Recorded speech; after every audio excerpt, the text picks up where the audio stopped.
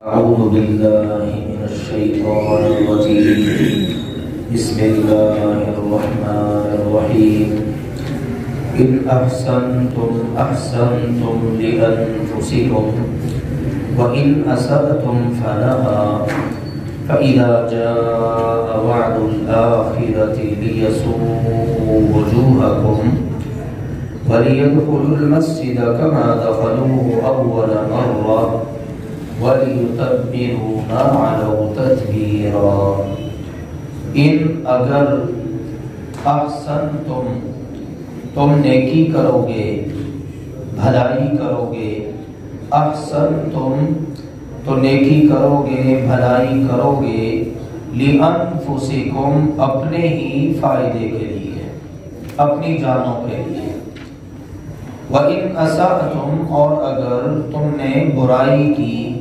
فَلَهَا تو وہ بھی انہی کے لیے ہے یعنی تمہاری اپنی جانوں کے لیے۔ ذکر چل رہا ہے بنی اسرائیل کا، سیدنا موسیٰ علیہ السلام کی یہ قوم ہے، بعد میں یہودی کہلائے، اہل کتاب بھی، اور اسی طرح سے بنی اسرائیل یہودی یہ سب ان کے نام ہیں۔ اللہ تعالیٰ نے اس آیت مبارکہ میں ان کو یہ بات سمجھائی کہ اگر تم نیکی کرو تو اس کا فائدہ بھی تمہیں اپنے آپ کو ہوگا، اور اگر تم برائی کرو تو اس کا نقصان بھی تمہیں ہی ہوگا، کسی اور کو نقصان نہیں ہو سکتا۔ اپنے فائدے کے لیے نیکی کرو گے، اپنے نقصان کے لیے برائی کرو گے۔ پچھلی آیات میں جو کہ ہم نے پڑھا، آگے بھی آ رہا ہے اللہ تعالیٰ کا فرمان کہ اللہ تعالیٰ نے پہلے ان کو فراوانیاں دی، دنیا کے اندر نعمتیں عطا فرمائیں، زمین پر غلبہ دیا، لیکن انہوں نے اللہ کی نافرمانی کی، بغاوت کی، متکبر بنے، اللہ نے ان سے نعمت چھین لی، واپس لے لی، اور ان پر اپنے بندوں کو اللہ تعالیٰ نے مسلط کر دیا۔ پھر وقت گزرا تو اللہ تعالیٰ نے ان کو دوبارہ سے مال و متاع، افرادی قوت سب عطا کر دیا، تو ان کو یہ بات سمجھا دی کہ دیکھو اپنی تاریخ یاد رکھو، اگر اب بھی تم نیکی کرو گے نا تو اپنے لیے نیکی کرو گے، اچھے بن کے رہو گے تو اللہ کی نعمتیں ہمیشہ رہیں گی تمہارے پاس، اور اگر تم نے برائی کی تو پھر وہ نقصان بھی اس کا تم نے ہی اٹھانا ہے، تمہارے ہی خلاف جائے گی۔ فرمایا فَإِذَا پھر جب جاء آ گیا وعد الآخرتی آخری بار کا وعدہ، پیچھے ہم نے پڑھا اللہ تعالیٰ نے کہا لَتُفْسِدُنَّ فِي الْأَرْضِ مَرَّتَيْنِ ضرور بالضرور زمین میں تم 2 مرتبہ فساد کرو گے۔ ایک کا ذکر پیچھے گزر گیا ہے، اب یہ دوسری بار کا ذکر ہو رہا ہے۔ جب آخری بار کا وعدہ آیا لِيَسُوءُوا تاکہ وہ بگاڑ دیں وجوہکم تمہارے چہرے، وہ تمہارے چہروں کو بگاڑ دیں، یہ دوسری مرتبہ کا وعدہ پورا ہونے جا رہا ہے۔ وَلِيَدْخُلُوا اور تاکہ وہ داخل ہو جائیں المسجد مسجد میں، بیت المقدس میں، کما دخلوہ جیسا کہ وہ داخل ہوئے اس میں، اول مرۃ پہلی مرتبہ، جب وہ پہلی مرتبہ داخل ہوئے۔ پیچھے ہم نے پڑھ لیا ہے کہ انہوں نے بہت زیادہ تباہی مچائی، ان کو وہاں سے بے دخل کر دیا، ان کا قتل عام کیا، ٹھیک ہے، تو تاریخ کے اندر اس طرح کے واقعات ہوئے، اللہ تعالیٰ نے اپنے بندوں کو ان پر مسلط کر دیا۔ پھر فرمایا وَلِيُتَبِّرُوا اور تاکہ وہ برباد کر دیں مَا عَلَوْا جب وہ غلبہ پائیں، بلند ہو جائیں، تَتْبِيرًا برباد کرنا، جس وقت وہ اللہ کے بندے تمہارے اوپر پوری طرح غالب ہو جائیں تو وہ تمہیں بالکل تباہ و برباد کر کے رکھ دیں۔ اس حوالے سے بھی مفسرین نے کئی ایک تفصیلات ذکر کی ہیں، مختصر بات یہ ہے کہ نبی اکرم صلی اللہ علیہ وسلم جب ہجرت کر کے مدینہ آئے، یثرب میں آئے تو وہ مدینہ الرسول بن گیا، وہاں پر یہودی آباد تھے اور ان کے بڑے بڑے 3 قبیلے تھے، بنو قینقاع، بنو نذیر اور بنو قریظہ۔ نبی اکرم صلی اللہ علیہ وسلم نے آ کر ان کے ساتھ معاہدہ کر لیا۔ اس سے پہلے بھی مختلف قسم کے حکمران دنیا میں آئے اور انہوں نے ان پر دنیا کے اندر بڑا ظلم ڈھایا۔ نبی اکرم صلی اللہ علیہ وسلم نے آ کر ان پر ظلم کرنے کی بجائے ان کے ساتھ معاہدہ کر لیا، صلح کر لی کہ چلو بھائی مدینہ منورہ میں ہم نے اکٹھے رہنا ہے، تو تمہارے اور ہمارے فوائد اور نقصانات سمجھے ہیں اور معاہدے ہو گئے، زندگی آگے چلنا شروع ہو گئی۔ لیکن آہستہ آہستہ کیا ہوا کہ یہودی اپنی فطرت سے باز نہیں آتے۔ جس وقت بھی ذرا سا یہ غلبہ پاتے ہیں، ذرا سا ان کو موقع ملتا ہے تو زمین کے اندر دنگا، فساد اور اس قسم کے کام کرتے ہیں۔ تو ان میں سے جو ایک قبیلہ تھا بنو قینقاع، اس نے کیا کیا، معاہدہ توڑا اور ایک مسلمان عورت کی بے حرمتی کی۔ نبی اکرم صلی اللہ علیہ وسلم نے پھر ان کا محاصرہ کیا اور ان کو باقاعدہ جلا وطن کر دیا۔ باقی کے دو قبائل کی اسی طرح بنو نذیر کو بھی جلا وطن کر دیا گیا، کیونکہ انہوں نے نبی اکرم صلی اللہ علیہ وسلم کو شہید کرنے کی سازش کی۔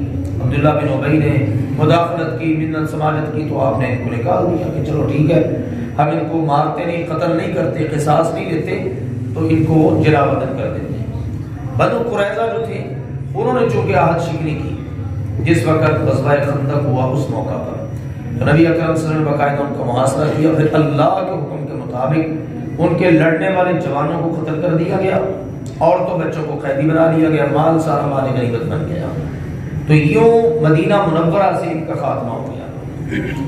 یہ کوئی جا کر خیبر میں آباد ہو گئے جلا وطن ہو کر، کوئی باہر نکل گئے، اسرائیلیوں نے اپنی ریاست بنا لی بیت المقدس کے ارد گرد۔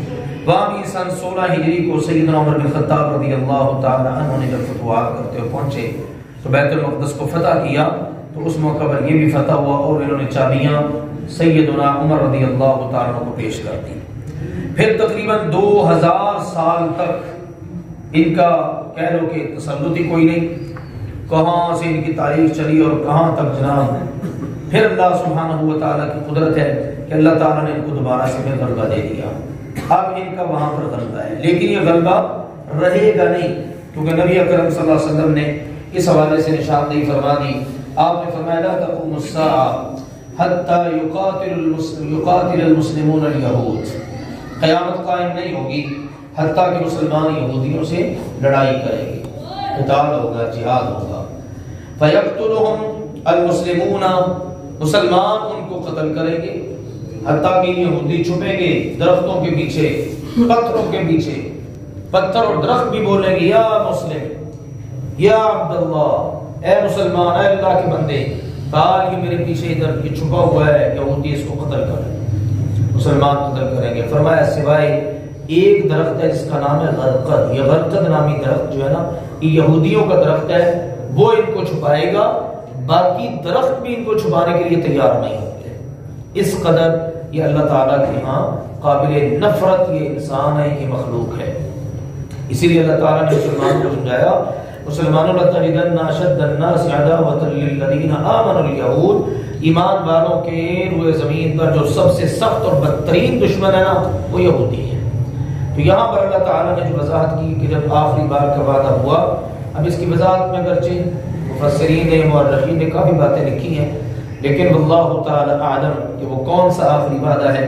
معلوم یہ ہوتا ہے کہ سیدنا عمر رضی اللہ تعالی عنہ نے جو آخری بار کو جزیرۃ العرب سے نکال باہر کیا، حتیٰ کہ بیت المقدس کو بھی فتح کر لیا، تو یہ وعدہ مراد ہے۔ اور پھر چونکہ یہ مسجد کے اندر، بیت المقدس کے اندر داخل ہوئے، سیدنا عمر رضی اللہ تعالیٰ عنہ بڑے فاتح بن کر مسلمانوں کا پھر اس پر قبضہ ہوا، اور مسلمان اس کو پوری طرح سے ادب اور احترام کے ساتھ لے کر چلے۔ تو آج صورتحال یہ ہے کہ ان کے قبضے میں ہے، اور وہ بھی کس شکل کے اندر؟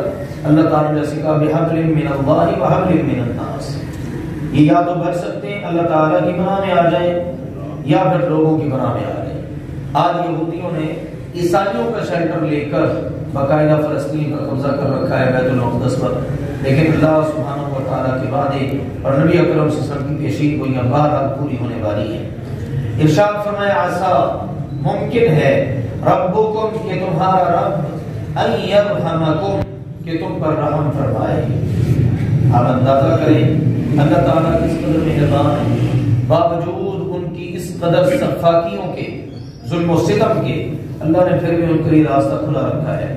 ممکن ہے کہ تمہارا رب تم پر رحم فرمائے۔ وَإِنْ عُدْتُمْ، اور اگر تم نے دوبارہ کیا، دوبارہ ایسی حرکتیں کی، ظلم ڈھائے، زمین میں فساد مچائے، عُدْنَا، تو ہم بھی تمہیں دوبارہ سزا دیں گے، یعنی چھوڑ نہیں دیا جائے گا تمہیں۔ اگر تم نے دوبارہ سے زمین کے اندر فساد مچایا تمہاری دوبارہ پکڑ ہوگی. جیسا کہ دیگر مقامات پر بھی ہے کہ اگر تم اچھے انداز میں چلتے رہے تو ہم بھی اچھے انداز میں چلتے رہیں گے، اور اگر تم اچھے انداز میں نہ چلے تو پھر تمہیں تمہارے کیے کی سزا ضرور ملے گی. وجعلنا، اور ہم نے بنایا، جہنم، جہنم کو، للکافرین، کافروں کے لیے، حسیرا، ٹھکانہ، قید خانہ. ٹھیک ہے، حسیرا حسر سے ہے محصور ہونا، جہاں پر مطلب قید کر دیا جاتا ہے، تو یہ ہے. ارشاد فرمایا ایسے لوگ جو اللہ تعالیٰ کی نعمتوں کی ناقدری کریں، ناشکری کریں، کفر کا رستہ اختیار کریں، پھر ان کا ٹھکانہ جو ہے نا وہ جہنم کی آگ ہے. دیکھیے ان کے فساد کے نتیجے کے اندر دنیا میں ان کی برباد ہو گئی اور آخرت بھی برباد ہو گئی. یہ ان کو اللہ تعالیٰ کی طرف سے سزا ہے. تو یہ ہے وہ قوم جو مغضوب علیہم قرار پائی. قرآن پاک میں ان آیات کا ذکر اور ان کے ان کرتوتوں کا ذکر اس لیے ہے کہ مسلمان ان کے نقش قدم پر چلنے سے بچے. تو نبی اکرم صلی اللہ علیہ وسلم نے خبردار کیا تھا میری امت کے بارے میں مجھے خطرہ ہے کہ یہ کہیں ان کے نقش قدم پر نہ چلے، پھر جو عذاب ان پر آئے وہ کہیں ان پر بھی نہ آ جائے.